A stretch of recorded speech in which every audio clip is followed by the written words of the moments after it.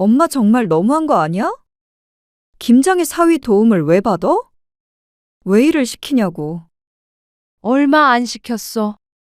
이서방 추울까봐 내가 부엌에서 하라고도 했는데 뭘. 왜 이렇게 사위를 못 부려 먹어서 안달이야. 사위가 뭐 공짜로 생긴 엄마 머슴이라도 돼? 너는 말을 어떻게 그렇게 하니? 김장할 때 사위한테 도움 좀 받을 수도 있지. 부려먹긴 누가 부려먹었다고 그래? 어제 이서방도 그래. 엄마가 자기 너무 부려먹는 걸 아무렇지 않게 생각하는 것 같다고.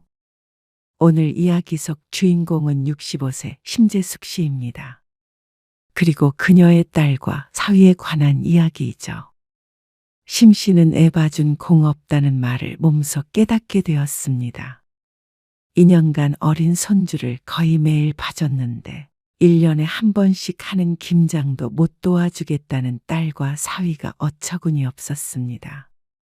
부모는 희생해도 되고 자신들은 조금의 손해도 보고 싶지 않다는 딸과 사위.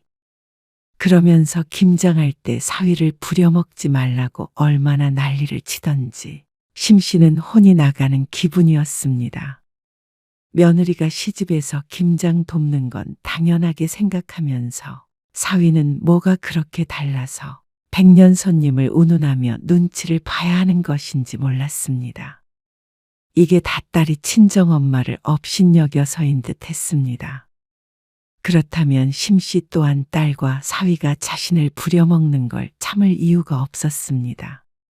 심 씨가 없으면 당장에 손주를 봐줄 사람이 없을 텐데 무슨 배짱으로 심 씨를 이렇게 서운하게 하는 것인지 몰랐습니다.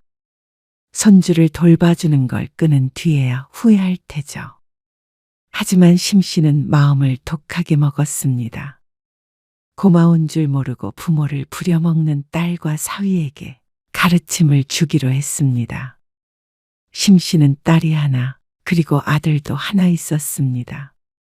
아들은 1시간 정도 거리에서 혼자 살면서 직장을 다녀 만날 일이 많지 않았고, 딸 김수연은 30 후반으로 심 씨와 멀지 않은 거리에 살고 있었습니다.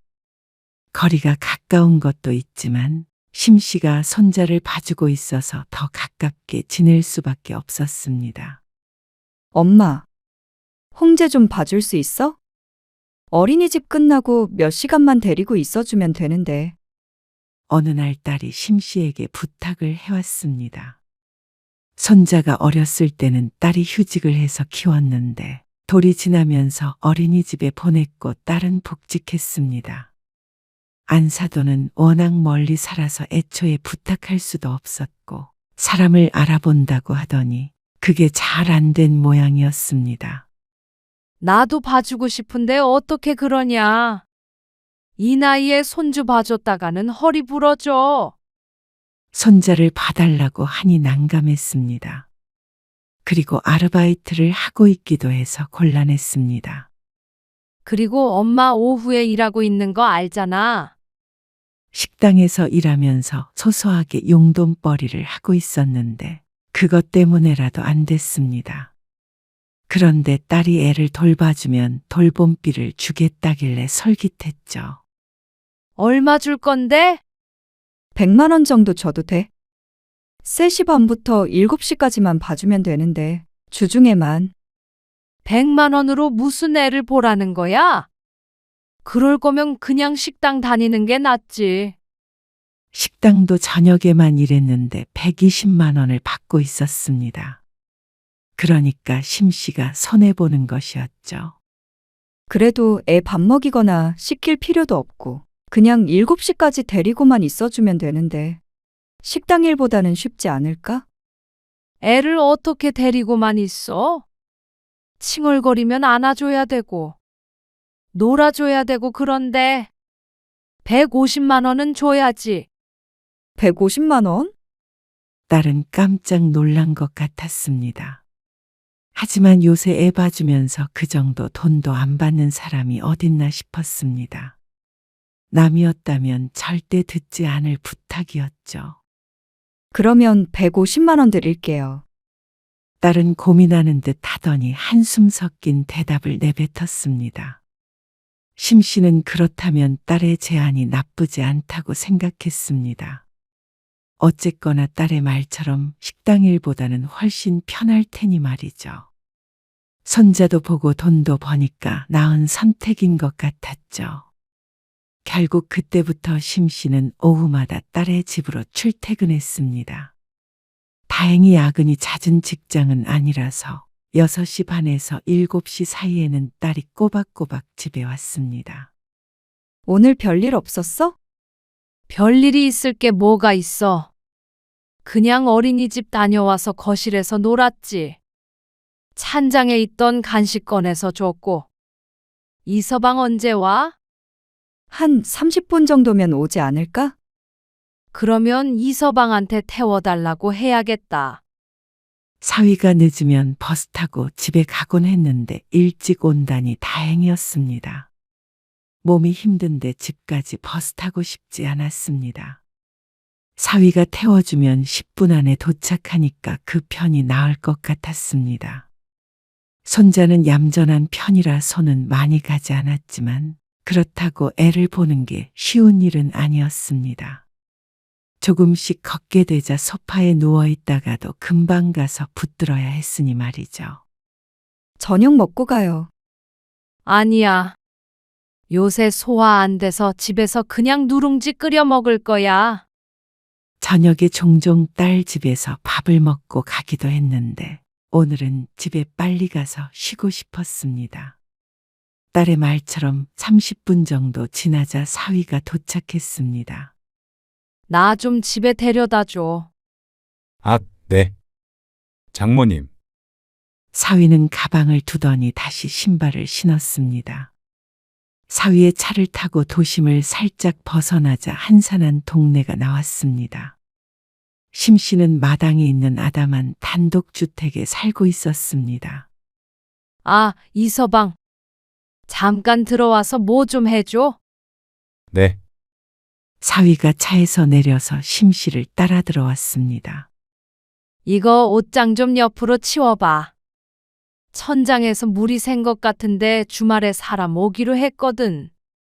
근데 가구를 싹 치워놔야 한다네. 자기들이 그건 안 한대. 안 네. 잠시만요. 역시 사위가 가까이 사니까 좋긴 했습니다. 무거운 걸 옮길 때 부탁하면 되니까 따로 돈을 써서 사람을 부를 필요가 없었죠. 장모님, 이거 혼자서 옮기긴 힘들겠는데요. 그럼 어떡해? 내가 옮길 수도 없고. 그러자 사위가 한숨을 쉬면서 또다시 장롱과 씨름을 했습니다. 이불 같은 건 미리 빼놓긴 했는데 그래도 무겁긴 할 것 같았습니다. 장모님, 이것도 옮겨요? 그쪽 벽에 붙은 거는 싹 빼놔. 하필이면 가구가 쭉 붙어 있는 쪽이라 사위는 금방 땀범벅이 됐습니다. 이럴 줄 알았으면 옷 갈아입고 오라고 하는 건데. 양복을 입고 있어서 더 그런 것 같았습니다. 저 가볼게요. 가구를 전부 빼놓고 사위가 지친 기색으로 말을 했습니다. 이거 갖고 가. 수고했으니까. 심 씨가 식탁 위에 놓여있던 음료수 상자를 사위에게 건넸습니다. 그러자 사위가 그걸 빤히 내려다봤습니다. 유통기한 지난 거 아니야. 지난번에 나 입원했을 때 그때 옆집 아줌마가 사온 거야. 새거. 네. 잘 먹겠습니다. 아, 그리고 다음 주에 김장하니까 좀 와. 알겠지? 그러자 사위가 네하고 조용히 대답하고 집을 떠났습니다. 심 씨가 애를 봐준 뒤로는 김장 때마다 딸과 사위를 불러서 같이 했습니다. 동네 사람들 몇몇과 함께 하니까 배추 양이 장난이 아니었는데 힘쓸 사람이 필요해서 오히려 딸은 안 와도 사위는 와야 할 정도였습니다. 다들 참 착한 사위를 뒀다면서 칭찬을 하는 것도 기분이 좋았고 말이죠. 엄마, 사위는 백년 손님이라고 일 잘 안 시키지 않아? 다음 주에 김장에 딸이 와서 말했습니다. 절인 배추가 잔뜩 든 고무 대야를 옮기고 있는 사위를 보니까 안쓰러운 모양이었습니다. 너도 명절에 시집가서 차례상 차리고 하잖아. 김장 때도 가고. 너는 젊은 애가 남녀 평등을 몰라? 우리 차례상 다 사서 지내고 김장은 딱 한 번 갔어. 수육만 먹고 왔고. 그러니까 사위 부려먹지 말라는 말을 돌려서 하는 것 같았습니다. 그러는 엄마는 무슨 죄로 애 봐줘? 사위가 귀하지 않아서가 아니라 장모가 고생하는 걸 알면 사위도 이 정도는 해줄 수 있다고 생각했습니다. 김장이 1년에 한 번밖에 없는 건데 이걸 힘들다고 해서는 안 됐습니다. 아이 얘기가 나오자 딸은 입을 다물었습니다. 그러던 어느 날이었습니다. 이서방, 이번 주 주말에 토요일에 말이야. 잠깐 시간 좀 내줘. 무슨 일 있으세요? 화요일 저녁 일찍 퇴근한 사위의 차를 타고 집으로 돌아가는 길. 토요일에 모임 사람들이랑 같이 당일치기로 놀러 가거든. 그래서 이서방이 운전 좀 해주면 안 될까? 우리가 5명이라 버스를 빌리기도 인원이 너무 적고. 그렇다고 운전할 수 있는 사람도 없어서 말이야. 이서방 차도 크고 그러니까 이거 타고 돌아다니면 좋을 것 같아서. 아, 그러면 모셔다 드리기만 하면 되는 게 아니라. 그래. 같이 여행한다고 생각하면 좋지. 아, 네. 그러면 일찍 출발해야 되니까 6시까지 우리 집으로 와. 네. 순순히 대답한 사위는 심씨의 집 앞에 차를 세웠습니다. 심씨는 기분 좋게 집으로 들어갔습니다. 그런데 한 20분쯤 뒤에 딸에게서 전화가 왔습니다. 엄마, 주말에 홍재 아빠 운전시켜? 왜? 아니, 놀러 가는데 왜 사위를 운전기사로 만들어? 이서방도 주말에 좀 쉬게 둬. 딸의 말에 심씨는 조금 기분이 상했습니다. 주말마다 부르는 것도 아니고 심씨가 운전을 부탁한 건 처음이었습니다. 심씨도 그러고 싶어서 그런 것도 아니었습니다. 운전해 줄 사람이 없는데 어떡해? 다른 사람들은 자식 없어? 다 멀리 사니까 그렇지. 그러자 딸이 한숨을 쉬며 말했습니다. 그럼 그냥 토요일에 내가 갈게. 싫다, 얘. 운전 많이 해야 되는데 남자가 해야지. 불안해서 어떻게 맡기니? 너 면허도 늦게 땄잖아. 그렇다고 어떻게 종일 운전을 시켜? 가까이 가는 것도 아닌데 왜 물어보지도 않고 일정을 그렇게 잡았어? 이서방 주말에 일 없는 거 아는데 뭘. 그리고 그렇게 말하면 서운하거든? 2주 전에 너희 홍제 맡기고 놀러 갔다 왔어? 안 갔다 왔어? 그건 결혼기념일이라. 어쨌거나 너희는 그렇게 엄마 부려먹으면서 하루 시간 내주는 것도 싫어서 이렇게 전화까지 했니? 심씨가 서운한 것은 이것이었습니다. 자신들이 애를 맡기는 건 되고 왜 심씨가 자식에게 뭐 좀 부탁하려고 하면 싫은 티를 팍팍 내는 것이지 몰랐습니다. 됐어. 그러면 알아서 할 테니까 이서방은 오지 말고 푹 쉬라고 해. 심씨는 딸의 대답을 듣지 않고 그냥 전화를 끊어버렸습니다. 생각 같아서는 내일에도 봐주고 싶지가 않았습니다. 딸이 전화를 해도 받지 않았습니다. 그러고는 딸에게 메시지를 보냈습니다. 내일 홍제 못 봐주니까 그런 줄 알아. 그러자 전화에 불이 났습니다. 사실 안 봐줄 생각은 없었지만 그래도 딸이 괘씸해서 해본 말이었습니다. 심씨가 그 정도로 책임감이 없지는 않았습니다. 결국 사위가 전화를 걸어서 토요일에 나오겠다고 하고 사과를 하고 나서야 기분이 풀렸습니다. 사위는 괜찮다는데 왜 딸이 나서서 난리를 치는 것인지 몰랐습니다. 그러는 게 심 씨와 사위 사이에 전혀 도움이 안 되는 걸 모르는 것 같았습니다. 심 씨는 사위를 아들같이 생각했습니다. 진짜 아들은 멀리 있으니까 사위가 더 가깝게 느껴질 수밖에 없었죠. 왔어? 시간 잘 맞췄네. 주말 오전 6시. 사위가 퉁퉁 부은 얼굴로 차에서 내렸습니다. 아직 해가 완전히 뜨기 전이라 조금 어두웠습니다. 졸음운전하면 안 돼. 사위가 피곤해 보여서 한마디 했더니 눈을 비볐습니다. 다른 사람들도 태워서 가야 하니까 얼른 출발해. 둘둘씩 짝지어 다른 동네에 살았기 때문에 서둘러야 했습니다. 아이고, 이런 사위가 어딨어? 세상에, 다들 사위 칭찬을 하느라 바빴습니다. 심 씨는 그걸 흐뭇하게 쳐다보았죠. 여행은 재미있었습니다. 역시나 운전을 해주는 사람이 따로 있으니까 얼마나 편한지 몰랐습니다. 대중교통이나 택시를 이용할 필요도 없고 그때그때 원하는 곳에서 차를 세워서 사진도 찍으니까 좋았죠.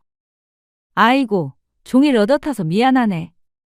미안하긴. 우리 사위도 맛있는 거 얻어먹고 좋지 뭐. 여행지에서 밥도 모임비로 계산했습니다. 그럼 나는 이만 가볼게. 다음에 또 가. 그래. 어서 들어가. 사람들을 먼저 다 내려주자 저녁 8시에 가까워져 가는 시간이었습니다. 이서방, 오늘 정말 고생했어. 심 씨가 사위의 어깨를 다정하게 두드리며 말했습니다. 그러고는 잊지 않고 봉투를 가방에서 꺼내서 사위에게 건넸습니다. 이거 오늘 수고해서 우리 모임비에서 따로 챙긴 거야. 아니에요. 장모님, 안 주셔도 돼요. 에이, 그래도 받아. 내가 뭐 공짜로 사위 부려먹는 그런 나쁜 장모야? 아니요, 감사합니다. 그래. 그걸로 들어가는 길에 맛있는 거 사서 들어가던지 해. 네, 오늘 그래도 재밌었지? 심 씨는 사위랑 같이 여행하는 기분도 나고 그래서 좋았습니다. 심 씨의 물음에 사위가 고개를 끄덕였습니다. 그래. 어서 들어가 봐. 수연이도 기다리겠네. 네. 그러면 쉬세요. 가보겠습니다. 심 씨는 웃으면서 손을 흔들었습니다. 종일 돌아다녔더니 참 고됐습니다. 그래서 집에 들어가자마자 씻고 잠이 들었습니다. 그런데 다음 날 아침 일찍 초인종 소리에 문을 여니까 문 밖에 딸이 아이를 안고 서 있었습니다. 어쩐 일이야? 너 또 애 맡기려고 그러는 거 아니지? 엄마 오늘은 힘들어서 못 봐줘. 어제 하도 돌아다녔더니 다리가 내 다리가 아닌 것 같다. 정말로 오늘은 무슨 이유가 됐건 간에 애를 봐줄 생각이 없었습니다. 그런데 딸은 그런 용건으로 온 것이 아닌 것 같았습니다. 어젯밤에 전화했는데 왜 안 받았어? 오자마자 바로 잠들었지. 엄마, 어제 이서방한테 봉투 준 거 있잖아. 봉투? 그래. 수고했다고 봉투 줬지. 근데 10만 원 넣은 거 맞아? 왜? 운전해줬으니까 당연히 줘야지. 모임비에서 뺏어준 거야. 어제 종일 운전시켜놓고 10만 원 주는 사람이 어딨어? 따지는 말에 심 씨는 조금 황당했습니다. 밥도 주고 그 정도면 적은 돈이라고 생각되지는 않았습니다. 20만 원은 너무 많은 것 같고 15만 원은 금액이 조금 이상한 것 같아서 모임 사람들과 상의해서 준 돈이었습니다. 기름값도 따로 안 줬잖아. 그런데 10만 원만 주면 어떡해? 심 씨가 눈을 동그랗게 떴습니다. 기름값이 얼마인지는 모르겠지만 생각해 보니까 그 부분은 생각하지 못하긴 한 것 같았습니다. 한 3만 원 더 주면 돼? 기름값 하라고. 그렇게 돌아다녔는데 기름값이 3만 원밖에 안 나왔겠어? 10만 원이면 기름값밖에 안 돼. 기름값이 무슨 그렇게 비싸? 딸의 말에 심씨는 무척 황당했습니다. 그러면 얼마를 더 달라는 말인지 몰랐습니다. 그러면 10만 원 더 달란 소리야? 그러자 딸이 한숨을 쉬었습니다. 내가 지금 돈 달라고 찾아온 게 아니라 엄마 그렇게 사위 부려먹고 그러지 마. 내가 이서방 보기 미안해서 죽겠어. 봉투에 10만 원 들어있는 거 보고 무슨 생각을 했겠어? 내가 민망해서 혼났다고. 이서방이 돈 적다고 뭐라고 해? 아니, 안 하지. 근데 왜 네가 난리야? 매번 딸이 문제였습니다. 아침 점심 맛있는 거 사 먹였어. 그 정도면 됐지? 무슨 돈 바라고 운전했니? 그것도 내가 생각해서 준 거지. 주기로 한 것도 아니잖아. 엄마는 우리 홍제 봐주면서도 돈 계산 정확하잖아. 그리고 남들보다 많이 받고. 그 말에 심씨도 발끈할 수밖에 없었습니다. 누가 그러니? 내가 많이 받는다고. 원래대로라면 그거의 2배는 받아야 돼. 딸이라고 기껏 봐줬더니 2배? 그럼 오후에만 몇 시간 보고 300 받아간다는 소리야? 그게 말이 돼? 왜 이렇게 말끝마다 빈정을 상하게 하는지 몰랐습니다. 말이 그렇다는 거지. 진짜로 300만 원을 달라고 한 것도 아니었는데 말이죠. 너 이러면서 무슨 돈 받으러 온 게 아니야? 심씨는 가방을 뒤져서 지갑을 꺼냈습니다. 거기에서 5만 원짜리 2장을 꺼내서 딸에게 쥐어줬습니다. 자, 이제 됐지? 기름값 해. 내가 살다 자식이 부모 위해 운전 좀 해줬다고 돈 받아간다는 소리는 처음 들어본다. 그것도 20만 원씩이나. 그런데 딸은 한숨을 쉬었습니다. 그런 말이 아니잖아. 그런 말이 아니긴. 돈 때문에 이 아침부터 애까지 데리고 이렇게 온 거 아니야? 아니야. 이서방 피곤해하는 것 같아서 홍제랑 키즈카페 가려고 나온 거야. 나온 김에 들른 거고. 겉봐. 이서방 피곤해한다고 눈치 주는 거잖아. 아니, 됐어. 갈게. 딸은 더 이상 대화할 가치도 없다는 듯이 고개를 절레절레 흔들었습니다. 그러니까 심씨도 기분이 상할 대로 상해서 대꾸도 안 했습니다. 평소 같았으면 손자한테 아는 척이라도 할 텐데 쳐다도 안 봤죠. 딸이 돌아가고 나서도 화가 나서 사위에게 전화를 걸었습니다. 네. 장모님. 자고 있었는지 사위가 잠긴 목소리로 전화를 받았습니다. 이서방 생각엔 10만 원이 부족해? 심씨가 다짜고짜 묻자 사위가 당황해했습니다.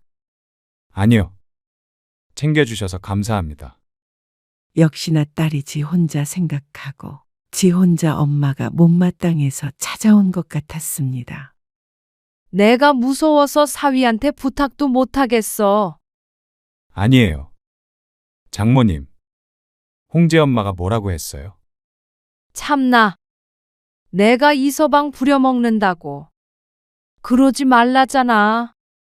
기름값도 안 줬다고. 심씨는 사위에게 하소연을 했습니다. 사위는 심씨를 위로하며 말했습니다. 홍제 엄마가 진심으로 한 말은 아닐 거예요. 죄송해요. 얄미운 딸보다는 그래도 사위가 낫다 싶었습니다. 나도 힘들지 않아서 홍제 봐주는 거 아니잖아.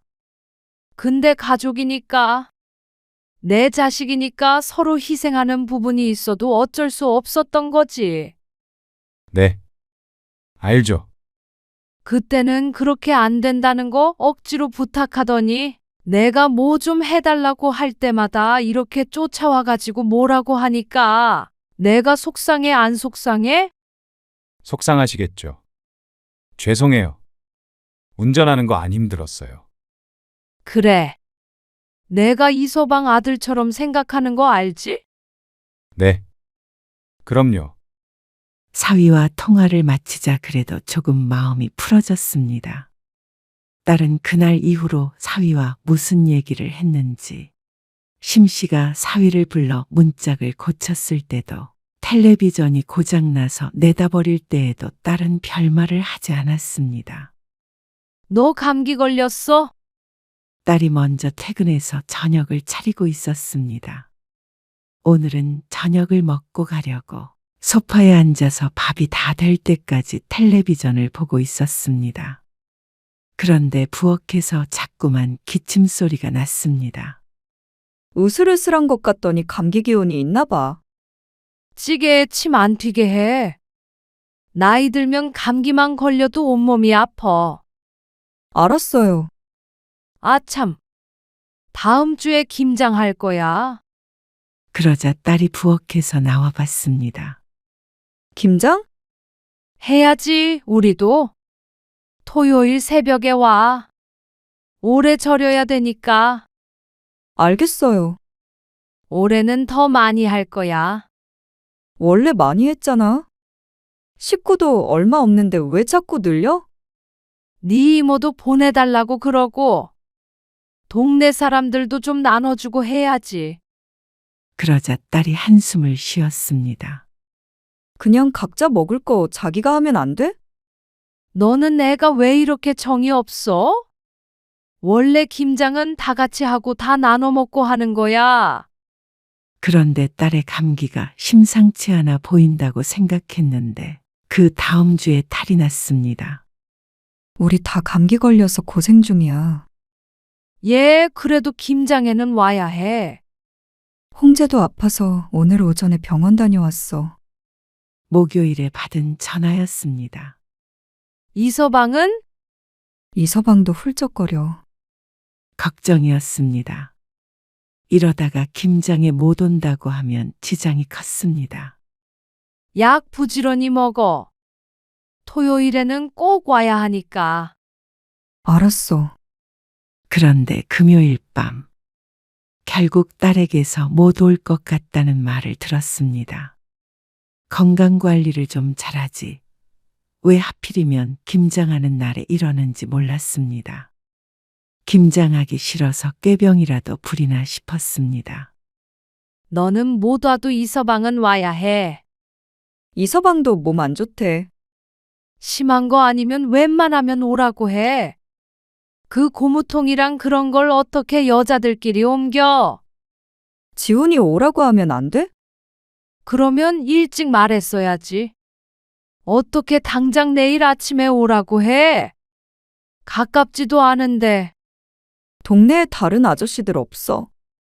옆집과 건너집 여자와 함께 김장을 하기로 했는데 옆집은 과부였고 건너집은 심씨가 더 힘이 좋을 정도로 남작이 비실비실했습니다. 결국 사위가 꼭 필요했습니다. 몇 포기 할 게 아니고 지난번보다도 50포기나 더 담글 예정이었으니 말이죠. 알았어. 딸이 작은 목소리로 중얼거렸습니다. 그리고 다음 날 아침 일찍 동이 트기도 전에 사위가 집으로 왔습니다. 옷 단단히 입고 해. 따뜻하게. 김장을 마당에서 할 것이기 때문에 심씨는 두꺼운 외투를 하나 꺼내서 사위에게 건넸습니다. 몸도 안 좋다고 하니까 걱정이 되었습니다. 일단 이것 좀 저쪽으로 옮겨봐. 배추를 절일 큰 통들이 몇 개가 있었습니다. 그걸 마당 가운데로 사위가 옮겼고 그 다음에는 배추가 담긴 통도 끌어다 놓았습니다. 어이구, 힘 좋네. 역시나 사위가 없었으면 큰일 날 뻔했습니다. 그러고 나서 배추를 손질하고 절이기 시작했습니다. 사위 허리 아프겠어. 괜찮습니다.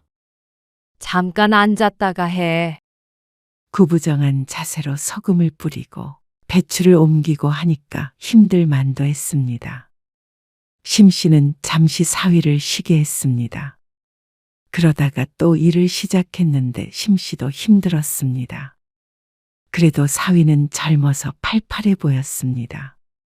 감기에 걸렸다고 하더니 역시 젊음이 좋다고 생각했죠. 아이고, 고되다. 뚜껑을 덮어서 두자 배추 절이는 것은 끝이 났습니다. 이제는 기다려야 했습니다. 밥 먹고 하자. 심씨가 대충 밥을 준비했습니다. 생선 몇 마리 구워서 누룽지에다가 다 같이 후루룩 먹었죠. 양념할 재료 손질해야 하거든. 여기 앉아서 이것 좀 썰어. 이 정도 크기로. 심씨가 부엌 바닥에 도마를 두고 사위에게 말했습니다. 바깥에 추우니까 여기서 썰어. 심씨와 다른 여자들은 부엌이 좁아서 바깥에서 일을 했습니다. 사위만 따뜻한 데서 시키네. 그걸 보고 옆집 여자가 웃으며 말했습니다. 그럼 내 사위 내가 챙기지. 이서방 그거 하고 옆에 무 있잖아. 그거 채 썰어야 되거든. 채칼로 가로. 부지런히 해야 돼. 엄청 많으니까. 네. 사위는 묵묵히 시키는 대로 했습니다. 김장하는 양이 워낙 많다 보니까 재료 손질하는 데만도 한참이 걸렸습니다. 중간에 점심도 또 된장국 말아서 먹고 배추 뒤집고 전쟁 같았습니다. 이서방 이리 좀 와서. 내가 그만하라고 할 때까지 이것 좀 부어. 큰 대야에 양념을 만들려고 하는데 워낙 양이 많다 보니까 여자들이 하기가 힘들었습니다. 액젓을 좀 더 넣을까? 그러자 사위가 끙 소리를 내었습니다. 힘들지? 사위의 어색한 미소가 돌아왔습니다. 이제 이것 좀 섞어봐. 이게 제일 힘들어. 여자들은 못해. 고무장갑을 주며 사위에게 말했습니다. 큰 대야에 가득 담긴 양념들을 보니까 사위는 질린 듯 했습니다.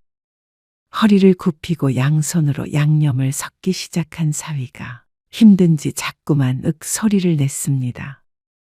그러자 그게 재밌는지 여자들이 깔깔거리며 웃었죠.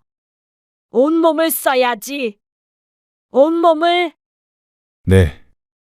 아이고, 몸 안 좋다는 사위가 힘들어 보여 안쓰러웠습니다. 하지만 만약 심씨가 했다가는 일주일 내내 알아 누울 것이었습니다. 한참을 양념을 비비고 사위는 바닥에 주저앉았습니다. 허리가 아픈지 오른손으로 허리를 짚고 있었죠. 찬물에 배추를 한 포기씩 헹궈 소쿠리에 받쳤습니다. 그것도 사위의 도움을 많이 받았습니다. 아이고, 이제 배추 헹궈야 돼. 그래도 남자 힘이 있으니까 금방 되네. 사위가 무거운 배추를 들어 올리고 여자들이 수도가에 앉아서 물로 헹궜습니다. 배추를 다 씻는 데만 시간이 한참 걸렸습니다. 아이고, 얼른 해야겠다. 이제 배추에 양념을 넣는 일이 남았습니다. 이 많은 배추를 다 하려면 또 몇 시간 걸릴 것이었습니다. 그렇게 또 한참 후 김장을 다 끝냈을 때는 해가 떨어진 지 오래였습니다. 마당에 불이 환하게 켜져 있었습니다. 너무 많이 한 것 같긴 해. 다음엔 좀 줄여. 힘들어 죽겠다. 허리가 아플 만도 했습니다. 다들 허리를 두드리고 있었고 사위도 녹초가 된 것 같았습니다. 그래도 가지런히 놓인 김치통들을 보니까 뿌듯했습니다. 이서방 마당 좀 정리해야겠다. 통들 전부 씻어가지고 저기에다가 엎어놔. 그럼 우리는 가볼게. 여자들이 김치를 챙겨갔고 심씨가 사위와 함께 마무리를 했습니다. 마당도 좀 쓸어주고. 심씨도 자잘하게 정리할 게 많았습니다. 그렇게 한참 청소를 하자 늦은 시간이 됐습니다. 김치 몇 통 줘? 저희는 2통만 가져오라고 했어요. 그래. 먹고 또 가져가서 더 먹어. 사위가 집으로 돌아가고 나서 생각해 보니까 저녁밥을 챙겨줄 걸 그랬나 싶어서 찜찜했습니다. 그런데 사위도 집에 가서 편히 먹는 게 낫겠거니 생각했죠. 그리고 다음날 아침 늦게 일어났습니다. 온몸이 두드려 맞은 듯 아팠습니다. 추운 데서 중노동을 했더니 그런 모양이었습니다. 이 씨는 점심쯤이 되어서 돼지고기를 삶기 시작했습니다. 엄마, 나왔어. 그리고 조금 있자 아들이 왔습니다. 왔어? 오느라 힘들었지. 아니, 수육했어? 했지. 얼른 앉아. 김장 잘했어? 엄청 많이 했다며. 잘했어. 네 매형이 와서 다행이지. 맛있는데? 심 씨는 어제 담근 김치와 삶은 돼지고기를 맛있게 먹는 아들을 보며 뿌듯한 미소를 지었습니다. 갈 때 한 통 가져가. 그러자 아들이 고개를 끄덕였습니다. 어제 친구들 만나서 술 많이 마셨어? 아니, 많이는 아니고 적당히 먹었어. 많이 먹었으면 오늘 못 왔지. 아들과 대화를 나누고 같이 밥을 먹고 있는데 초인종 소리가 들렸습니다. 누구지? 올 사람이 없는데. 마당으로 나가봤더니 대문 밖에 사위가 서 있었습니다. 어쩐 일이야? 김치 더 가져오라고 그래? 아니요. 어제 잠바를 두고 가서요. 그런데 사위는 집 안으로 들어오더니 심 씨의 아들을 보고 멈칫했습니다. 매형, 오셨어요? 사위가 아들과 식탁을 번갈아 보았습니다. 어쩐지 심 씨는 찔리는 기분이 됐습니다. 어제 같이 먹을 시간이 없었는데 그래도 김장 후에 수육도 안 먹은 게 마음에 걸렸습니다. 옆집이나 건너집도 집에서 먹겠다고 해서 더 기회가 없었습니다. 이서방도 앉아서 한입 해. 아니에요. 홍제 엄마가 밥하고 있어서요. 그럼 돼지고기 삶아서 어제 담근 김치에다가 먹어. 아주 맛있네. 네. 사위가 돌아섰고 심 씨와 아들이 인사를 했습니다. 매형 왠지 얼굴이 안 좋은데. 아프대. 어제보다도 상태가 안 좋아 보이긴 했습니다. 걱정되는 마음에 있다가 전화해 봐야겠다고 생각하고 까먹고 있었습니다. 아들이 저녁까지 먹고 돌아갔고 딸에게서 전화가 왔습니다. 엄마, 지훈이 왔었다면서? 왠지 그 얘기를 할 것 같았습니다. 왜? 엄마 정말 너무한 거 아니야? 지훈이 못 온다면서 돼지고기 먹으러 올 시간은 있대. 어제는 왜 안 온 거래? 왜 안 오긴? 일 때문에 바빠서 못 온 거지. 토요일에 걔가 무슨 일을 해? 사실 친구들과 약속 때문에 못 온 것이긴 했지만 그렇게 말했다가는 또 딸이 난리를 칠 것 같아서 둘러댔습니다. 근데 딸은 화가 단단히 난 것 같았습니다. 지금 이서방 응급실에서 수액 맞어. 뭐? 정말? 어제 얼마나 일을 시켰으면 그래? 얼마 안 시켰어. 이서방 추울까봐 내가 부엌에서 하라고도 했는데 뭘. 심 씨는 다소 억울했습니다. 그래도 이서방 건강을 신경을 많이 썼는데 말이죠. 그래놓고는 김장한 거는 고기까지 삶아서 아들 먹이고 맨날 아들 같다고 하더니 어떻게 사람을 그렇게 비참하게 해? 이서방이 얼마나 서러웠겠어? 그걸 그새 가서 말했어? 지금 그게 중요해? 누구는 새벽부터 밤까지 종일 머슴처럼 일하고 누구는 편하게 먹기만 하고. 그건 정말 아니야. 시어머니가 날 그렇게 취급했다고 생각해봐. 뭐? 네 시어머니가 그랬어? 아니, 우리 시어머니는 엄마처럼 그렇게 안 해. 왜 이렇게 사위를 못 부려먹어서 안달이야? 엄마 아들은 아까워서 일도 안 시키면서. 사위가 뭐 공짜로 생긴 엄마 머슴이라도 돼? 너는 말을 어떻게 그렇게 하니? 김장할 때 사위한테 도움 좀 받을 수도 있지. 부려먹긴 누가 부려먹었다고 그래? 어제 이서방도 그래. 엄마가 자기 너무 부려먹는 걸 아무렇지 않게 생각하는 것 같다고. 뭐? 사위가 그런 말을 한 것이 믿어지지가 않았습니다. 군말 없이 했으면서 뒤에서는 꼭 이렇게 일일이 일러바치나 싶었습니다. 그리고 부려먹는다는 말을 사위가 직접 한 것에 배신감을 느꼈습니다. 김치를 뭐 나 혼자 먹으려고 담갔어. 그렇다고 우리 주려고 한 것도 아니잖아. 우리 1년에 많이 먹어야 2통이야. 친척들까지 다 나눠주려고 담그는 걸 왜 사위를 시켜? 그래놓고 아들은 고생 안 시키려고 부르지도 않고. 다음 날에 고기 먹이고 김치도 싸줬지. 아들 같은 사위가 어디 있어? 엄마는 사위가 어렵지도 않아. 말문이 막혔습니다. 지금 아들 불러서 고기 좀 먹였다고 이렇게까지 말하는 것인지 어처구니가 없었습니다.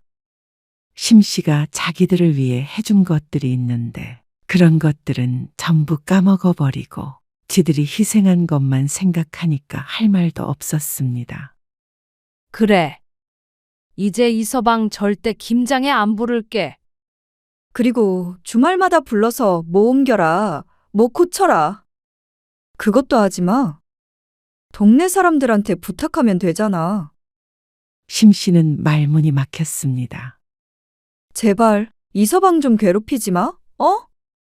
심씨는 화가 나서 대꾸했습니다. 그래. 안 부른다고. 대신에 나도 내일부터 애 안 봐줄 테니까 그런 줄 알아. 그러자 딸도 말이 없었습니다. 거친 숨소리만 귓가에 울렸습니다. 심씨가 화난 만큼 딸도 화가 난 것 같았지만 이해할 수 없었습니다. 안 그래도 아픈데 김장 때문에 응급실에 간 것 같아서 걱정이 됐었는데 사위 걱정은 안 해도 될 것 같았습니다. 지금 내가 몇 마디 했다고 애 안 봐주겠다고 협박하는 거야? 딸은 기가 막혀야 할 사람이 누군지 모르는 것 같았습니다. 그래. 알았어. 이제 오지 마. 나도 엄마한테 150만 원씩이나 줘가면서 맡길 마음 없어. 이제. 뭐? 내가 그때도 말했지. 2배는 더 줘야 된다고. 어린애 돌보는 게 얼마나 힘든지 몰라서 그래. 그러니까 서로 피해자라고 생각하는 것 같으니까 안 맡기겠다고. 그래. 마음대로 해라. 심씨는 거칠게 전화를 끊었습니다. 이래서 애 봐준 공없다고 딸은 자기는 아쉬울 것 없다는 태도였습니다.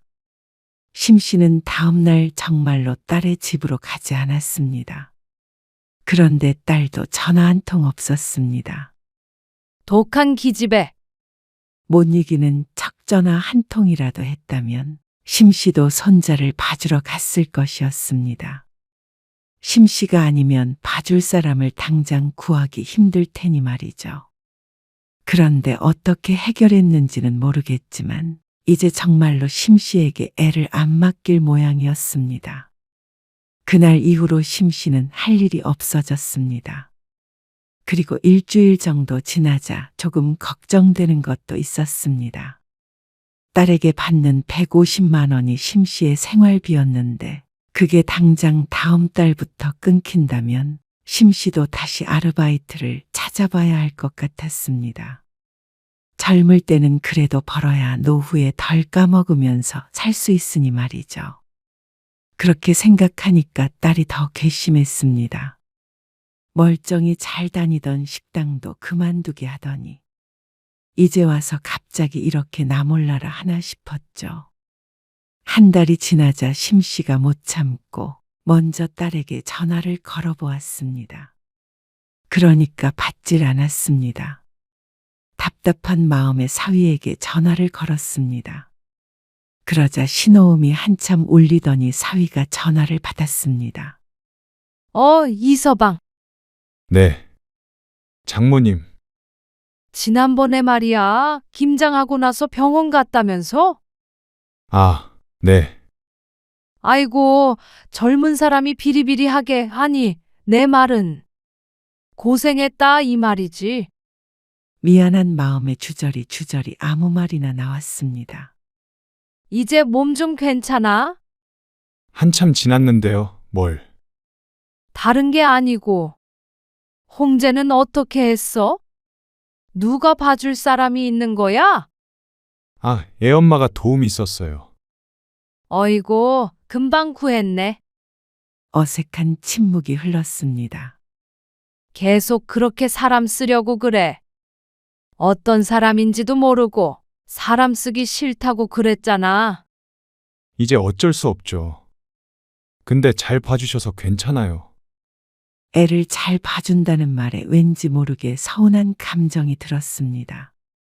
엄마랑 말다툼 좀 했다고 끝까지 굽히지 않고 기어이 도우미를 고용한 딸도 야속했습니다. 심 씨는 최근에 식당 몇 군데를 가보았는데 월급이 너무 적어서 아직 일을 시작하지 않았습니다. 그리고 내심 딸이 다시 연락을 할 줄 알고 기대하고 있었습니다. 그런데 모든 게 다 물 건너간 것 같았습니다. 생각해보면 손자 돌보는 것보다 나은 일이 없었습니다. 내 손자 매일 봐서 좋기도 하고 종일 보는 것도 아니기에 크게 힘들지 않았습니다. 150만 원도 큰 돈이었죠. 내가 다시 봐줄 수도 있는데 돈도 많이 들 거 아니야. 그래서 심 씨가 먼저 은근히 운을 뗐지만 사위가 거절했습니다. 아니요. 괜찮아요. 생각보다 적게 들더라고요. 앞으로는 안 봐주셔도 괜찮아요. 그러면서 사위는 이만 끊겠다고 했습니다. 다른 할 말이 없어서 심 씨는 그냥 그렇게 전화를 끊어야 했습니다. 어쩐지 허탈한 기분이 들었습니다. 손자를 안 봐주겠다고 한 건 심 씨였는데 어째서 딸과 사위에게 쫓겨난 기분이 드는지 몰랐습니다. 그런데 그날 밤 딸에게서 연락이 왔습니다. 한 달 만에 전화를 다 했어. 심 씨가 불퉁하게 말하자 딸이 덤덤한 목소리로 대답했습니다. 우리 곧 이사가. 뭐? 어디로? 홍재 아빠 발령나서. 엄마 피해서 이사까지 가니? 심 씨가 발끈해서 말했습니다. 그러자 딸이 대꾸했습니다. 그런 건 아니고 정말로 발려나서 가는 거긴 한데. 좀 떨어져 사는 게 우리한테도 좋을 것 같아서 반가웠어. 뭐? 딸의 말에 심 씨는 충격을 받았습니다. 너 엄마가 그동안 홍제 키워준 거에 대한 고마움은 없는 거니? 고맙지. 맨날 고맙다고 했잖아. 150만 원 많은 줄 알면서도 그래서 준 거잖아. 내 월급 생각하면 정말 큰 돈이었어. 우리한테는 그래도 엄마 용돈 하라고 이서방이 흔쾌히 준 거야. 아니, 이런 말 이제는 소용없고. 엄마도 더 이상 손자 때문에 힘들어하지 말고 엄마 하고 싶은 거 하면서 지내시라고요. 심 씨는 2달 뒤에 이사한다는 딸의 말을 듣고 아무런 대답도 하지 못했습니다. 손자를 돌보기 힘들긴 했어도 딸과 가까이 살아서 좋은 점이 더 많았습니다. 주변 사람들도 다들 부러워했고 말이죠. 그런 딸이 떠나간다니까 마음 한구석에 큰 구멍이 뚫린 것 같았습니다. 하지만 그게 끝이었습니다. 이제는 멀어질 일만 남은 것이었습니다. 슬픈 한편 딸이 야속했습니다. 끝까지 심 씨에게 매정한 것 같았습니다. 사위 고생시킨 것은 미안하지만 그래도 잘해준 게 더 많다고 생각했습니다. 하지만 서로의 생각이 너무 다른 것이었죠. 그렇게 2달 뒤에 딸은 이사를 했습니다. 자연스럽게 그전과 같이 살 수는 없었습니다. 어쩐지 심 씨는 외로운 기분이 됐습니다. 명절 때는 오겠지만 그래도 외로웠습니다.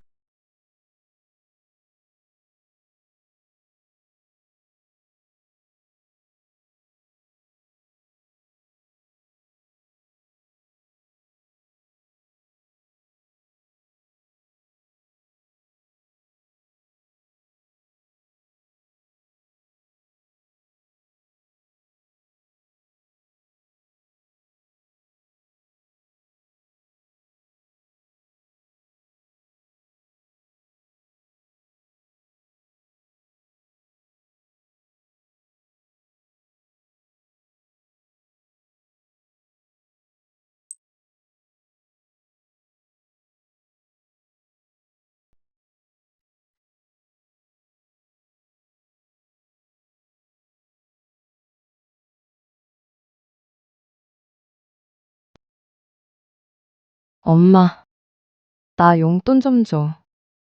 너 그럴 거면 차라리 다시 취업을 해. 어?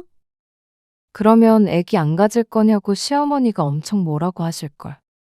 너 거기에 낳으러 갔니? 왜 그런 취급을 받고 살아? 바보야? 내가 너 그러라고 결혼시켰어? 너 박서방한테 말 못하면 엄마가 전화해? 아니, 전화를 왜 해? 내가 애야? 애가 아닌데 왜 자꾸 용돈을 달라고 그러냐고. 엄마가 엄마잖아. 친정엄마가 용돈 좀 못 줘? 그러면 돈 버는 남편이 살림하는 아내 용돈 좀 못 줘? 생활비와 용돈은 별개야. 전업주부라도 당당하게 말할 수 있어야지. 돈 한 푼 마음대로 못 쓰고 어떻게 사니? 그래서 엄마는 이제 나 안 도와주겠다는 거야? 오늘 이야기 속 주인공은 56세 정경욱 씨입니다. 그리고 그녀의 딸에 관한 이야기이죠. 정 씨는 딸을 괜히 결혼시킨 것인가 싶었습니다. 어린 나이에 결혼을 하니까 탈이 났다고 생각했죠. 남들은 다 결혼을 잘 시켰다고 했는데 그건 속 사정을 모르고 하는 소리였습니다. 분명히 능력 좋은 남자와 결혼을 해서 손에 물 한 방울 안 묻히고 살 것 같았던 딸은 전업주부라 돈 쓰는 게 주눅이 든다고 했습니다. 얼마나 사위가 짜게 굴면 그러는지 모르겠지만 친정엄마 입장에선 속상할 수밖에 없었습니다. 그래서 10만 원, 20만 원씩 주게 된 용돈. 처음엔 가벼운 마음이었는데 지속적인 딸의 부탁에 정 씨도 괴로워졌습니다. 돈도 돈이지만 이렇게까지 집에서 대접도 못 받고 사나 싶은 마음에 매번 화가 났습니다. 그리고 결혼했으면 끝이지. 자꾸만 손을 벌리는 딸도 답답했고 말이죠. 그래서 딸의 사정이 어찌 됐건 간에 이제 더 이상 관여하지 않기로 했습니다. 지지고 볶는 것도 부부간의 일이었지 정 씨가 상관할 문제가 아니었습니다. 그런 정 씨에게 딸은 서운하다며 악을 썼습니다. 그래서 정 씨도 극단적인 결정을 할 수밖에 없었죠. 정 씨는 딸이 하나 있었습니다. 딸이 하나라 많은 사랑을 주며 키웠습니다. 어려서부터 공부를 잘했는데 대학을 졸업하고도 계속 공부를 하다가 26에 취직을 했죠.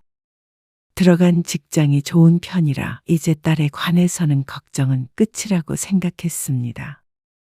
자기 앞가림 잘하다가 30 초중반쯤 결혼하겠거니 생각했죠. 그런데 딸은 취직한 지 1년 만에 갑자기 결혼을 하겠다고 선언했습니다. 결혼을 하겠다고? 딸의 나이가 27이었습니다. 너무나도 이른 나이에 정 씨 부부는 놀랄 수밖에 없었습니다. 너 혹시 임신한 건 아니지? 두근대는 가슴을 진정시키며 물었는데 다행히 그건 아니라고 대답했습니다. 안도의 한숨을 쉬고는 정 씨가 본격적으로 딸을 추궁했습니다. 그런데 갑자기 무슨 결혼을 하겠다고 그래? 남자친구 있다고 했잖아. 남자친구 있으면 다 결혼해? 그래. 수빈아, 천천히 생각해. 너는 10년은 더 있다가 결혼해도 돼. 요새 누가 20대 중반에 결혼을 해. 남편도 애가 타는지 조용히 딸을 설득하려고 했습니다. 하지만 딸은 뭐가 문제냐는 듯 아주 태평했습니다. 결혼하는데 나이가 뭐가 중요해? 어차피 할 거 조금 빨리 해서 안정적으로 살면 좋잖아. 지금 삶도 안정적이잖아. 그러면서 딸은 남자친구가 돈도 잘 벌고 부모님도 풍족하다고 했습니다. 본인도 큰 부자는 아니어도 부족함 없이 살고 있는데 왜 갑자기 안정 타령인지 몰랐습니다. 그런데 그런 정 씨에게 딸이 말했습니다. 영호 씨는 지금 35이란 말이야. 그러니까 그렇게 따지면 어린 나이도 아니야. 남자친구가 연상인 줄은 알았지만 이렇게까지 차이나는 줄은 모르고 있던 정씨 부부는 입을 쩍 벌렸습니다. 8살 차이야? 그러자 딸이 고개를 끄덕였습니다. 딸이 늘 아빠 같은 사람을 만나고 싶다고 그랬는데 정말로 그런 나이 많은 사람을 만날 줄은 몰랐는지 남편은 웃지도 울지도 못했습니다. 좀 더 생각해보고 결정해. 연애도 얼마 하지도 않았잖아. 1, 2년 더 만나보다가 그때도 결혼하고 싶으면 해. 안 늦어. 그러면 늦어. 왜? 남자가 도망이라도 간대? 남자친구가 너무 나이 들잖아? 너 스스로를 생각해야지. 왜 꼭 남자 쪽에 맞추려고 해? 답답한 듯 남편이 말려지만 소용없었습니다. 일단 데리고 올 테니까 만나봐. 역시나 외동딸을 이기진 못했습니다. 만나보지도 않고 무턱대고 반대만 할 수는 없는지라 정씨 부부는 보름쯤 뒤에 그 남자를 만나게 됐습니다. 안녕하세요. 첫인상은 나쁘지 않았습니다. 멀끔하게 잘생겼고 진중해 보였습니다. 그런데 대화를 나누며 마음에 들지 않는 점들이 보였습니다. 수빈아. 그건 아니야. 전혀 모르는구나.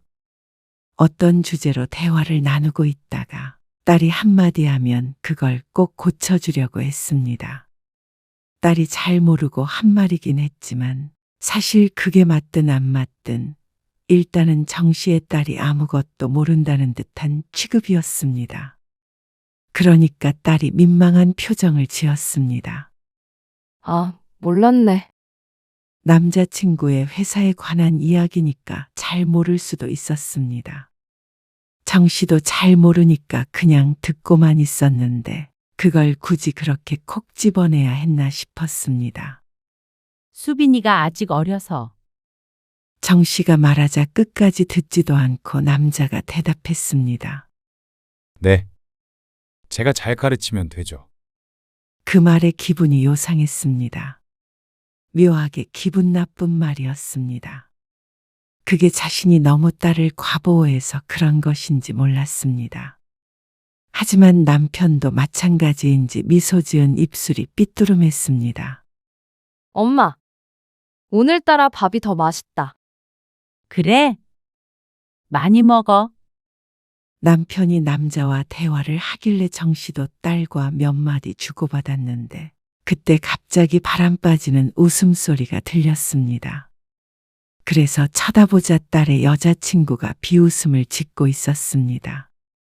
근데 이 나이에 어머니한테 반말하는 건 좀 아니지 않나? 그러지 마. 남들이 욕해. 따지고 보면 틀린 말은 아니었습니다. 하지만 그 말을 굳이 정씨 부부가 듣는 앞에서 딸을 나무라듯이 했어야 했나 싶었습니다. 어릴 때부터 해오던 말투를 20대 중반이 되었다고 갑자기 고치는 자식이 과연 있을까 생각했습니다. 그런데 딸은 거기에다가 대고 볼멘 소리 한 번도 안 하고 노력할게라고 순순히 대답했죠. 남자의 원래 성격이 그런 것인지 아니면 나이 차이가 많이 나서 그런 것인지 모르겠지만 어쩐지 딸을 동등하게 보지 않는 것 같아서 마음에 걸렸습니다. 부모가 보는 앞에서도 이러는데 둘만 있을 때는 깔보지 않을까 싶기도 했고 말이죠. 엄마, 어떤 거 같아? 그런데 딸은 그런 정씨 부부의 마음도 모르고 남자친구가 돌아간 뒤에 초롱초롱하게 눈빛을 빛내며 물었습니다. 거기다가 대고 차마 별로였다고 말은 못하고 있는데 남편이 말했습니다. 영 아닌 것 같아.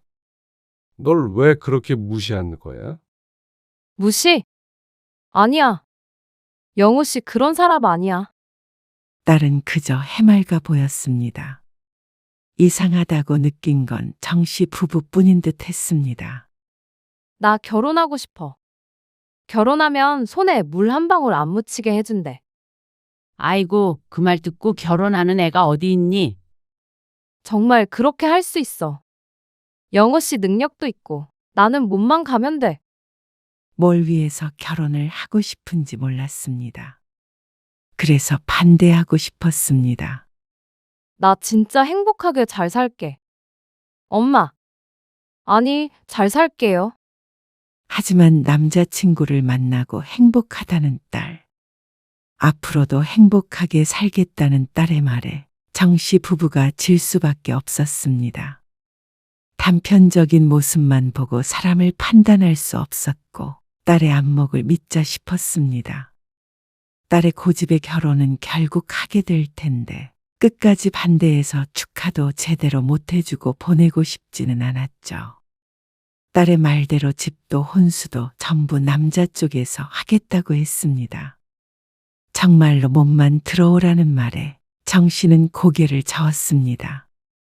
상대방이 얼마나 재력이 있는지는 모르겠지만 딸을 그런 식으로 결혼시키고 싶지 않았습니다.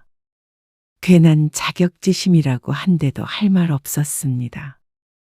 집은 이미 사둔 아파트가 있다길래 정신애가 혼수를 넣었습니다. 자식이라곤 딸이 하나라 그래도 신경을 많이 썼습니다. 그런데 결혼 몇 달 후 정씨는 또 속이 터졌습니다. 나 다음 달부터 회사 그만둬. 뭐? 왜? 어느 날 딸이 주말에 집에 놀러와서 말했습니다. 근데 직장을 그만둔다니 무슨 일인가 싶었습니다. 영호 씨도 그만두고 집에서 편히 쉬라고 그러고. 시댁에서도 애 키우고 하려면 직장 다니면서는 힘들지 않겠느냐고 그러셔서. 직장 다니면서 애를 왜 못 키워? 육아휴직을 해도 되는 거고, 최악의 경우엔 사람을 써도 되는 건데, 내 애기를 왜 남의 손에 맡겨? 아무리 그래도 멀쩡히 잘 다니는 직장을 그런 이유로 그만둬? 너 거기 들어가려고 공부 얼마나 했는데 그래? 아깝지도 않아? 직장에 다니기 시작한 지도 1년이 조금 넘었을 뿐이었습니다. 모아둔 돈도 거의 없을 테고 그래도 살아가려면 내 돈 나올 구석은 있어야 하는 건데 딸이 너무 경솔하다고 생각됐습니다. 돈 부족한 거 아닌데 뭘.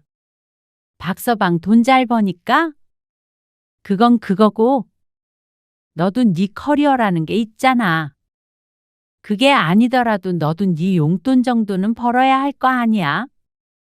영호 씨 있는데 굳이 나까지 일할 거 있나 싶어서 그래. 손에 물 한 방울 안 묻히게 해준다고 하니까 힘들게 나가서 일하는 게 마음이 안 좋나 봐. 그래도 직장은 다녀야지. 나도 편하게 살고 싶어. 취미생활하고 살림하고. 너 정말 그렇게 살아도 만족하겠어? 남들은 다 그렇게 살고 싶어 하는데 뭘. 딸은 아무렇지도 않은 표정으로 어깨를 으쓱했습니다. 그러면서 정 씨가 너무 심각하게 생각한다며 웃었습니다. 모든 걸 이혼한 뒤에는 어떻게 될까 하는 전제로 생각하면 안 되지. 딸의 말도 틀린 말은 아니었지만 정 씨가 이혼을 염두에 두고 한 말은 아니었습니다. 세상이 변해서 여자도 능력이 없으면 집에서 길을 못 펴는 법이었습니다. 상결례에서 만난 사돈 내외는 기가 세고 전형적인 기성세대 느낌이 났습니다. 그러니까 여자는 집에서 남편 내조나하며 살아야 한다고 생각했을지도 몰랐습니다. 하지만 그렇기 때문에 더욱더 딸이 직장을 그만두지 말았으면 했습니다. 옛 방식으로 생각하자면 며느리란 시집에서 그리 대접받는 위치는 아니었으니 말이죠. 하지만 똥고집 딸을 누가 말릴까요? 요즘엔 아무리 젊은 여자들이라도 결혼을 잘한 사람들은 전부 일을 그만두고 요가하고 커피 마시면서 시간을 보낸다고 했습니다. 그럴 수 있는 것도 복이라고 했죠.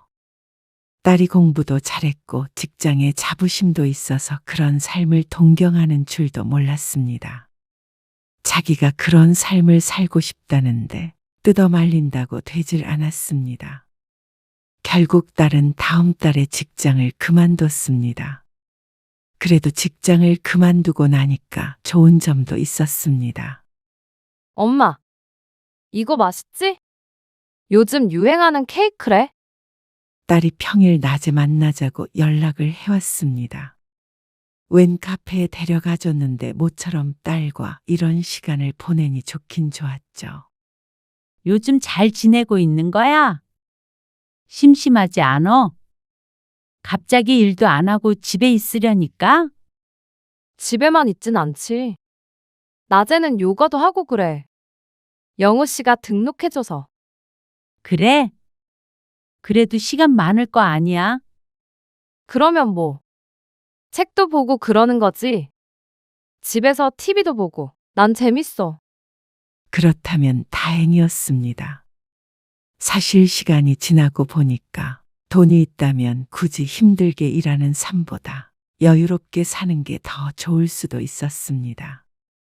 정 씨는 지난해까지 일하다가 그만두고 올해부터는 집에 있었는데 사회생활 한다는 게 쉬운 일이 아님을 누구보다 잘 알고 있었죠. 앞으로 자주 만나면 되겠다. 두 백수가 이렇게 만나서 맛있는 거 먹고 돌아다닐 생각에 눈을 마주치고 웃었습니다. 친구들, 자식들 얘기를 들어보면 다들 바빠서 1년에 얼굴 몇 번 볼까 말까라고 한던데 어쩌면 딸이 결혼을 잘했구나 싶기도 했죠. 그런데 딸과의 만남은 자주 성사가 되지 않았습니다. 처음 반년 정도는 만나서 밥도 먹고 영화도 보고 했는데 어느 순간부턴가 딸은 바빠졌습니다. 전화를 해보면 보통 시집에 가 있다고 했습니다. 남편도 없이 너 혼자 거기 가 있는 거야? 부르시니까 왔지. 왜? 김장하러. 김장은 알겠는데 그러면 적어도 주말에 남편과 함께 가야지 뭐 한다고 혼자 가 있는지 몰랐습니다. 부른다고 안 갈 수도 없을 텐데 왜 며느리만 부르는지 사돈이 이해가 안 됐죠. 집에서 노는 사람이 와야지. 그렇다고 영호 씨도 같이 하라고 할 순 없잖아. 일하느라 힘든데. 아이고, 김장이 얼마나 중노동인데. 정 씨는 시어머니가 돌아가시고 김장을 하지 않았지만 젊었을 적에는 만삭 때까지도 김장에 불려가서 100포기씩 담갔습니다. 딸이 해보지도 않은 일로 고생할 생각에 걱정이 되었습니다. 편들어줄 남편도 없으면 아무래도 시집이라는 게 불편할 수밖에 없는데 말이죠. 시집에서 받은 게 많으니까 이 정도는 감수해야지. 뭐? 나도 가고 싶어서 가는 거 아니야? 엄마까지 뭐라고 그러지 마. 스트레스 받아. 가면 또 애기 언제 생기냐고 그러실 거고. 한숨 쉬며 하는 딸의 말에 기분이 상하는 건 어쩔 수 없었습니다. 받은 게 많아서 평일이든 주말이든 상관없이 자꾸만 불려다니나 싶었습니다. 그럴 거면 평범하게 반반 결혼하고 직장도 다니고 시집에 끌려다니지 않으면 될 일인데. 하지만 그렇게 생각하면 한도 끝도 없었습니다. 그래서 딸에게 더는 말하지 않았습니다. 딸과는 가끔씩 만나긴 했습니다. 그런데 대부분 딸이 집으로 찾아왔죠. 집이 좋다? 너희 집은 따로 있잖아, 이제. 우리 엄마 너무 정없네. 나 배고프다. 나가서 먹자니까 왜 엄마 귀찮게 자꾸 집에서 먹자고 그래? 집밥 먹고 싶어서 그렇지. 집밥 같은 건 신경도 안 쓰던 딸이 독립을 하긴 했구나 싶었습니다. 요리할 줄 아는 게 많지 않으니까 먹는 게 부실하구나 싶었습니다. 너 집에서 밥은 해 먹지? 맞벌이 하면 모르겠는데 전업주부 됐으면 그래도 이것저것 할 줄 알아야지. 안 그래도 요리학원 등록했어. 그거는 시어머니가 등록해 주셨지. 그래서 요새 바쁘다고 했습니다. 집안일 하는 것도 보통 일이 아닌데 해야 할 일이 많다며 말이죠. 그러던 어느 날이었습니다. 딸이 정 씨에게 전화를 해왔습니다. 엄마, 나 50만 원만 빌려줘. 뭐? 50만 원? 응. 급해서. 다급해 보이는 딸의 목소리에 정 씨는 묻지도 않고 바로 딸에게 50만 원을 송금해 주었습니다. 그러자 고맙다는 카톡 메시지가 왔습니다. 친구의 결혼식인데 축의금을 깜빡했나 어쨌나. 아무튼 그런 말을 덧붙였는데 정 씨는 금방 주겠거니 해서 신경 쓰지 않았습니다. 그날 딸에게서는 연락이 없었고 다음 날도 마찬가지였습니다. 의아하긴 했습니다.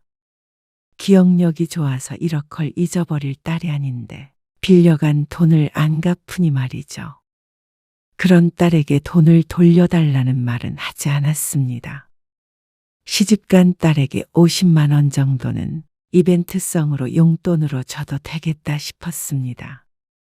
그런데 어느 날 오랜만에 딸을 만났을 때 조금 이상한 걸 느꼈습니다. 수빈아, 엄마 예솔이 결혼식 때 입을 옷 좀 같이 골라줄래? 조카 결혼식이 보름 앞으로 다가왔을 때였습니다. 집에 있는 옷을 입고 가려니까 남편이 맨날 똑같은 옷만 입는다며 딸과 함께 백화점에 다녀오라고 했습니다. 때마침 딸이 요리학원도 요가도 안 가는 날이라길래 모처럼 딸과 쇼핑이나 해야겠다 싶어서 딸을 불러냈습니다. 이거 어때? 예쁘다. 화사해 보여.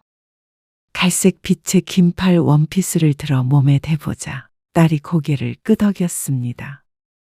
아까 전에 입어보았던 살구색 블라우스를 살까 원피스를 살까 고민하던 찰나에 딸에게 딱 어울릴 만한 옷이 보였습니다. 수빈아, 너는 이거 어때? 너도 하나 사면 되겠다. 어차피 딸도 결혼식에 갈 예정이었으니까 나온 김에 딸 것도 사면 되겠다 싶었습니다. 딸한테 무척 어울릴 것 같기도 했고 말이죠. 그런데 딸이 어쩐지 시큰둥한 반응을 보였습니다. 별로 마음에 안 드네. 왜? 예쁜데? 고급스러워 보이고. 딸이 미적지근한 반응을 보였습니다. 부잣집 며느리가 되더니 눈이 높아졌나 싶었습니다. 이거 싼 거 아니야? 가격표를 보니까 다른 옷들보다도 가격대가 있었습니다. 아니야. 나는 오늘 옷 안 살래. 엄마 거만 사. 이상했습니다. 결혼하기 전에는 같이 쇼핑을 하면 서로의 것을 골라주곤 했는데 딸이 아무것도 안 사겠다고 한 것은 처음이었습니다. 정 씨의 옷을 고를 때 제잘제잘 말이 많은 걸 보면 무슨 일이 있었던 것 같지는 않은데 말이죠. 엄마 마음에는 쏙 드는데 엄마가 사주면 살 거지? 정 씨가 장난스럽게 묻자 딸도 웃으면서 고개를 끄덕였습니다. 사주면 당연히 사지. 공짠데. 그럼 엄마가 사줄게. 이거 입고 와. 결혼식에. 그러자 딸이 무척 좋아했습니다. 마음에 안 든다더니 그건 아니었던 모양이었습니다. 밥을 먹은 것도 정 씨가 계산했습니다. 딸 성격에 원피스를 받았으면 밥값은 먼저 계산하겠다고 나섰을 텐데 결혼하더니 조금 달라졌습니다. 그런데 헤어질 때쯤 딸이 정 씨에게 말했습니다. 엄마. 오랜만에 딸내미가 쇼핑 시중 들었는데 용돈 없나? 용돈. 너 옷 사줬잖아. 그런 거 말고 용돈. 애교스럽게 말하는 딸이었지만 정 씨는 얘가 왜 이러나 싶었습니다. 부잣집 며느리가 된 후로 어쩐지 더 쪼잔해진 것 같기도 했습니다. 어머, 얘가 돈독이 올랐나? 그러면서 정 씨는 지갑을 열었습니다. 원피스는 선물이고 그래도 하루를 내어줬으니까 기분 좋게 주자 싶었습니다. 굳이 용돈을 달라는 데에는 이유가 있을 것 같기도 했습니다. 마침 5만 원짜리가 있어서 4장을 꺼내서 주자 딸이 기뻐했습니다. 다음엔 네가 싸. 돈도 많은 게 돈 없는 엄마를 벗겨 먹으려고 그래? 그러자 딸이 미소 짓고 대답은 하지 않았죠. 그날도 어딘가 모르게 이상하다고 생각은 했지만 그 이후에 종종 더 만나게 되면서 정 씨는 고개를 갸웃거리게 되었습니다. 만날 때마다 느끼는 것이었지만 딸이 좀처럼 지갑을 여는 법이 없었습니다. 결혼하고 여유롭게 살다 보면 더 흥청망청 쓰게 될 텐데 어째 반대가 된 것 같았습니다. 여유롭게 살고 싶다더니 왜 갑자기 허리띠를 졸라매는 것인지 몰랐습니다. 엄마, 나 용돈 좀. 그리고 용돈 달라는 말을 몇 번이나 들었습니다. 만났을 때 할 때도 있었고 전화로 한 적도 있었습니다. 학생 때도 잘 안 하던 말을 결혼한 뒤에 하니까 의아할 수밖에 없었습니다. 용돈 쓰라고 장난처럼 10만 원, 20만 원 주던 게 쌓이니까 금액이 상당했습니다. 은행 앱을 확인해 보던 정 씨는 깜짝 놀랐죠. 그러던 어느 날이었습니다. 남편의 환갑이 다가올 때였죠. 무슨 여행이야? 그냥 수빈이 불러서 밥 한 끼 먹으면 되지. 아니, 누가 사람들 다 초대해서 잔치라도 하자 그래요? 그냥 우리 둘이 소소하게 기념으로 여행 한번 가자 그러는 거지. 당신 지난번에 안 사돈 생일 때문에 그러는 건 아니지? 남편이 눈을 가늘게 뜨고 쳐다보았습니다. 몇 달 전에 안사돈의 생일이었는데 딸에게 듣기론 해외여행을 보내줬다고 들었습니다.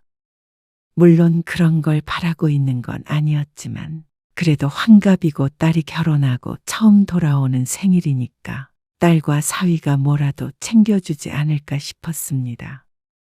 사위가 돈을 잘 벌어서가 아니라 환갑이면 그 정도 기대는 해도 된다고 생각했습니다. 해외여행 말고 제주도 정도도 좋을 것 같지 않아?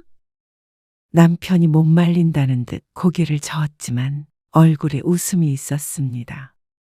남편도 싫지 않은 눈치였습니다. 그런데 환갑이 일주일 전으로 다가왔는데도 딸이 아무런 연락이 없었습니다. 사실 여행을 가려거든 아무리 제주도라도 일주일 전에는 예약을 해야 할 텐데 말이죠. 이마저도 늦긴 한 것 같지만 그래도 그때까진 일말의 기대감이 있었습니다. 너 설마 아빠 환갑 까먹은 건 아니지? 에이, 설마 내가 아빠 환갑을 까먹겠어? 그런데 왜 아무 말도 안 해? 엄마 좀 서운해지려고 하는데. 에이, 바빴어. 아빠 환갑 때 우리끼리 외식할까? 맛있는 데서. 그런데 딸의 말에 다소 맥이 빠졌습니다. 제주도 여행이 아니라면 근처 어디로 가야 하나, 티켓이 필요 없는 곳이 어딜까 생각하고 있던 차였는데 말이죠. 하지만 정 씨는 딸에게 여행 얘기를 꺼내진 않았습니다. 괜히 혼자만 기대하고 있었던 것이 창피하기도 했고, 밥 먹자는 딸한테 여행 보내달라고 하는 것도 부담스러울 것 같아서였습니다. 혹시나 잘난 사위 만나서 괜히 장모가 욕심부린다고 흉을 볼 수도 있었고 말이죠. 그냥 보내줬다면 갔겠지만 굳이 요구하진 않았습니다. 알았어. 그러면 넷이 같이 밥 먹자. 애초에 남편도 그렇게 하길 원했었기 때문에 여행은 그냥 남편 시간 될 때 둘이 따로 가자 싶었습니다. 그런데 환갑 전날이 되었을 때 딸에게서 전화가 왔습니다. 엄마, 영호 씨는 내일 같이 못 갈 것 같아. 왜? 바쁘대? 응. 바쁜 일 있다고 그러네. 아무리 바쁜 일이라도 미리 약속이 돼 있던 장인어른 환갑에도 모서나 싶긴 했습니다. 섭섭한 건 당연했습니다. 하지만 오죽하면 모서겠나 하는 생각이 들기도 했습니다. 알았어. 어쩔 수 없지. 그리고 다음날 정 씨는 어느 횟집에서 딸과 만났습니다. 오늘 내가 쏠게. 호기롭게 외치는 딸을 보고 정 씨 부부는 웃었습니다. 메뉴를 보니까 남편이 좋아하는 회 종류도 있었고 정 씨가 좋아하는 초밥들도 다양했습니다. 엄마랑 아빠는 이거랑 이거. 그리고 이것도 시킬까? 그래도 남편의 환갑을 기념하려고 만난 건데 푸짐하게 시켜서 먹어야겠다 생각했습니다. 그런데 딸이 대꾸했습니다. 너무 많지 않나? 셋이 이게 많어? 회는 엄청 조금씩 나올걸? 일단 이거랑 이거. 2개만 시킨 다음에 더 시키자. 딸은 초밥 한 접시와 회 작은 접시 하나를 가리켰습니다. 셋이 먹기에는 적어 보였습니다. 그래. 먹고 더 시키면 되지. 처음부터 막 시키면 맛없잖아. 알았어요. 남편도 말리니까 정씨는 고개를 끄덕였습니다. 그런데 회는 정말 작은 접시에 나왔고 초밥도 몇 조각 되지 않았습니다. 정씨가 양이 많은 편은 아닌데 혼자서도 먹을 수 있겠다 싶었습니다. 그러지 말고 여러 개 같이 나오는 걸로 세트 같은 거 없어? 딸이 고민하는 듯 메뉴판을 보았습니다. 답답했던 정씨가 메뉴판을 손가락으로 가리켰습니다. 이게 대표 메뉴라는데. 이거 먹자. 비싸네. 딸의 중얼거림에 정씨가 눈을 크게 떴습니다. 설마 돈이 아까워서 그렇게 고민한 건가 싶었습니다. 가격이 나가는 식당이긴 했지만 그렇다고 TV에 나올 법한 그런 고급 횟집은 아니었습니다. 그리고 환갑이니까 조금 비싸더라도 부족함 없이 먹는 게 맞다고 생각했습니다. 너는 가만 보면 시집 가고 나서 더 좀 뭐랄까? 쫌생이가 된 것 같아. 그 말의 자세한 사정을 모르는 남편은 크게 웃었습니다. 그런데 딸은 아빠를 따라서 크게 웃진 못했습니다. 그 표정이 자꾸만 눈에 밟혔습니다. 평소 같았으면 아빠 환갑인데 돈 쓰기 그렇게 아깝느냐며 농담이라도 건넸겠지만 정씨는 그러지 않았습니다. 그저 마음속으로 섭섭해했습니다. 비교하고 싶지는 않지만 지난번에 안 사도는 환갑도 아니고 그냥 생일이었는데도 해외여행을 보내줬다더니 대접이 왜 이렇게 차이가 나나 싶었습니다. 이것도 시집에서 받은 게 많아서 그런 것인지, 그러면 혼수만 해줬다는 이유로 정씨 부부는 딸 부부에게 늘 이렇게 차별적인 대우를 받아야 하는 것인지 조금 억울한 기분이 들었습니다. 딸을 벗겨먹고 싶은 생각은 추호도 없었습니다. 다른 때는 정씨가 대부분 샀고 말이죠. 그런데 환갑에만큼은 좀 안 그러면 안 되나 싶었습니다. 그런데 식사를 마치고 계산을 하려는데 딸이 지갑을 열더니 카드 한 장을 꺼내고 휴대폰을 같이 내밀었습니다. 반은 카드로 해주시고요. 반은 여기 핸드폰으로 해주세요. 의아하게 쳐다보고 있자 딸이 무슨 세금 때문이라고 얼버무렸습니다. 그런데 남편이 먼저 나가고 화장실에 들렀을 때 딸이 사위와 통화하는 소리를 듣게 됐습니다. 문자 갔어. 얼마 안 나왔지. 알았어, 선물. 선물은 그냥 식사한 걸로 대신하는 거지, 뭐. 사위의 카드였는지 보고를 하고 있는 것 같았습니다. 그런데 얼마 안 쓴 거를 강조하는 게 너무 기분이 상했습니다. 역시나 메뉴판을 보고 망설인 게 정말로 망설인 것이 맞았던 모양이었습니다. 딸이 전화를 끊고 돌아서자 정씨가 딸에게 따져 물었습니다. 너는 아빠 환갑에 돈 쓰는 게 그렇게 아까워? 아까 묻지 못했던 말을 이제야 물었습니다. 그러자 딸이 깜짝 놀라며 언제 왔냐고 물었습니다. 언제 온 게 중요해? 박서방도 돈 조금만 쓰래. 집 안 해줬으니까?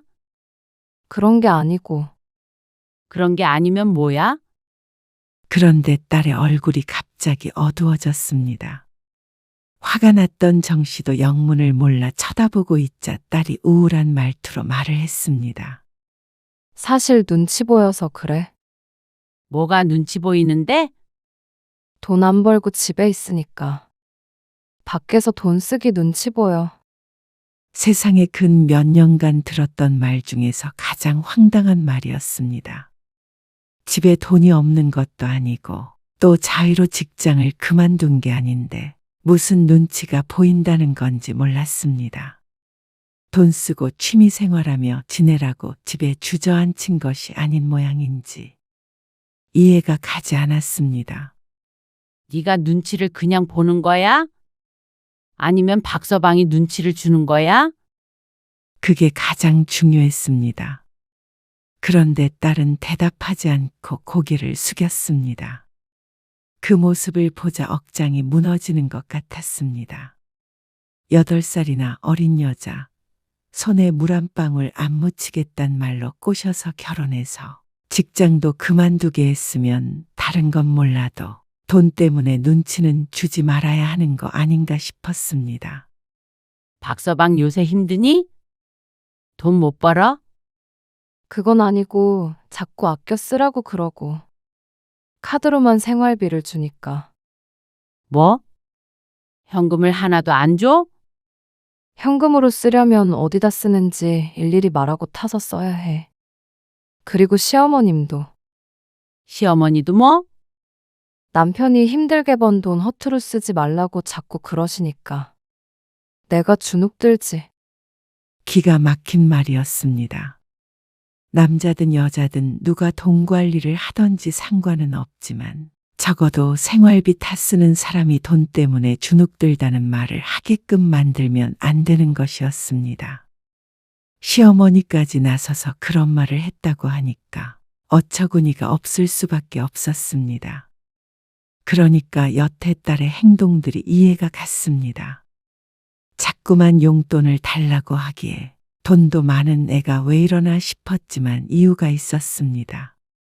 나도 개인적으로 돈 쓸 때가 있잖아. 친구 결혼식이나 개인적인 거 살 때도 그렇고. 그럴 때마다 자꾸 뭐라고 하니까 내가 모아둔 돈이라도 있어야지. 직장 다니면서 모았던 거는 결혼하면서 이것저것 소소하게 집 꾸미고 하면서 다 썼단 말이야. 그러면서 딸도 그럴 줄은 몰랐다고 하소연했습니다. 대놓고 너는 돈 쓰지 말라고 구박하는 건 아닌데 자꾸만 어디에 썼는지 확인하고 캐물어서 돈 쓰기가 무섭다고 했습니다. 근데 진짜로 영우 씨가 아빠한테 돈 많이 쓰지 말라고 한 건 아니야. 그냥 내가 돈도 안 버는데 남편 카드로 몇십만 원 긁으려니까 좀 그래서. 혹시라도 왜 이렇게 비싼 거 먹었냐고 그러면 나도 좀 기분이 그렇잖아. 어떻게 이런 생각까지 하면서 사는지 몰랐습니다. 정씨는 기가 막혀서 말이 잘 나오지 않았습니다. 마음 편히 살겠다더니 차라리 회사에 다니는 게 훨씬 나았을 것이었습니다. 그러면 남편이 참견하지 않을 돈은 다달이 생겼을 테니 말이죠. 그러고 어떻게 지내? 왜 눈치를 보는 거야? 돈 안 벌어온다고 주부가 하는 일이 없어? 그냥 돈 얘기 몇 번 들으니까 내가 주눅 들어서 그런 거지 뭐. 그러니까 왜 주눅이 드냐고. 당당히 말해. 남편 눈치 보여서 식당에서 결제하는 것까지 보고하고 눈치 보기 싫다고 해. 영우 씨가 보고하라고 한 거 아니야. 그렇게 하게끔 행동을 한 거잖아. 어쨌거나 정씨가 화를 내자 딸이 당황해하며 달랬습니다. 하지만 정말 분이 안 풀렸습니다. 왜 그렇게 사람을 치사스럽게 만드는 것인지 몰랐습니다. 엄마가 일단 100만 원 보내줄게. 우선 그거 넣었어. 그리고 박서방이랑은 무조건 똑바로 대화 나눠. 정씨는 애써 화를 가라앉혔습니다. 정씨가 흥분한다고 될 문제가 아니었습니다. 딸이 사위랑 해결해야 하는 것이었습니다. 알았어. 딸은 얼굴을 일그러뜨렸습니다. 남편에게도 차마 말하지 못했습니다. 얼마나 마음 아파할지 뻔히 보였습니다. 그런데 그 뒤로도 해결되는 게 아무것도 없었습니다. 엄마, 나 급하게 학교 선배 돌잔치에 가야 하는데 20만 원만 보내주면 안 돼? 딸의 말에 정씨가 침묵했습니다. 그러자 딸이 안절부절 하지 못했습니다. 지난번에 아는 사람 결혼식이 있었는데 이번에 또 돌잔치 있다고 그러면 좀 그렇잖아. 딸의 변명에 정씨는 한숨을 푹 내쉬었습니다. 도대체 이게 말이나 되는 상황인가 싶었습니다. 전업주부라도 가야 할 일이 생기면 가는 거고 축의금을 내면 되는 것이었습니다. 그 정도 사회생활할 돈도 안 준다면 남편을 잡아야 했습니다. 경제적으로 어려워서 무조건 아껴야 하는 상황이라면 모르겠지만 그게 아닌데 왜 그렇게까지 아내를 기도 못 펴게 하는 것인지 이해가 안 갔죠. 이번만 부탁해. 엄마. 응?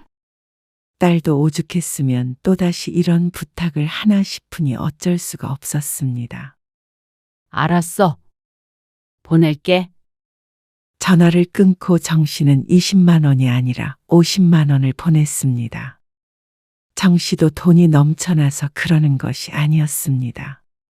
그냥 내가 쓸 용돈 딸에게 나눠준다는 생각이었습니다. 이 돈을 왜 정 씨가 줘야 하는지는 몰랐습니다. 결혼했으면 이제 보호자는 부모가 아니라 남편이 되는 것인데 말이죠. 그런데 그것조차도 끝이 아니었습니다. 엄마. 나 용돈 좀 줘. 딸은 이미 다 들킨 마당에 거리낄 게 없는 것 같았습니다. 매달 한두 번씩은 꼭 전화를 해서 돈을 타갔습니다. 시집간 딸을 아직까지도 키우고 있는 것 같은 기분이었습니다. 너 그럴 거면 차라리 다시 취업을 해. 어? 답답한 마음에 딸에게 말했지만 소용없었습니다. 그러면 애기 안 가질 거냐고 시어머니가 엄청 뭐라고 하실걸. 너 거기에 애 낳으러 갔니? 왜 그런 취급을 받고 살아? 바보야? 내가 너 그러라고 결혼시켰어? 정 씨도 자꾸만 화를 안 낼 수가 없었습니다. 어느 친정엄마가 딸이 이러는데 태평하게 있을 수 있을까요? 이제는 딸이 연락만 해도 한숨부터 나왔습니다. 나도 그러겠다고 안 해본 줄 알아? 근데 영호 씨가 너무 싫어하는데 어떡해. 생활비 부족하면 말하라고 하는데 돈 쓸 때마다 눈치 보는 내 심정을 엄마가 알아? 딸도 답답했는지 정 씨에게 언성을 높였습니다.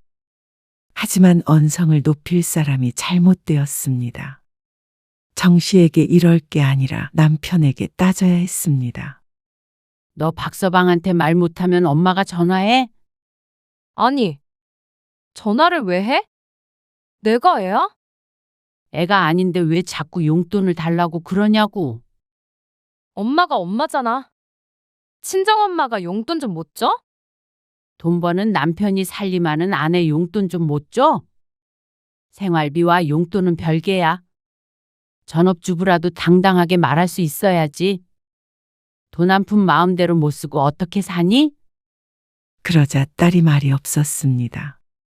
정 씨도 딸에게 이렇게까지 이야기하고 싶지 않았습니다. 안쓰러워서 몇만 원이라도 더 주고 싶은 심정이었습니다. 그런데 그걸로 해결이 되는 게 아니었습니다. 언제까지 개인적으로 용돈을 주며 살까요? 1년, 10년? 말도 안 되는 것이었습니다. 그래서? 엄마는 이제 나 안 도와주겠다는 거야? 딸의 물음에 정 씨는 깊은 숨을 들이쉬고 말했습니다. 도와주고 싶어. 하지만 이런 식으로는 안 돼. 이제부터 용돈 못 줘. 진짜 엄마 너무한 거 아니야? 내가 엄마 아니면 누구한테 이런 말을 해? 그 말에 심장이 철렁했지만 그런다고 또다시 돈을 줬다가는 한도 끝도 없었습니다. 너무해도 어쩔 수 없어. 엄마는 이제 너한테 한 푼도 안 줄 거야. 나도 이제 전화 안 해. 그러고 전화가 끊어졌습니다. 이제 지지든 볶든 저들끼리 알아서 하겠거니 생각했습니다. 실제로 일주일 넘게 전화 한 통 오지 않았죠. 그런데 한 열흘째 되던 날 저녁에 딸이 집으로 찾아왔습니다. 갑자기 웬일이야? 박서방은 남편이 고개를 쭉 빼며 딸의 뒤편을 두리번거렸습니다. 나 혼자 왔어. 딸이 거실 바닥에 앉더니 말했습니다. 엄마, 아빠, 차라리 나 목돈을 좀 줘. 뭐? 용돈 10만 원, 20만 원 찔끔찔끔 주는 게 아니라 5천만 원, 아니다. 나 결혼시키면 보태주려고 했던 돈 나한테 주면 되잖아.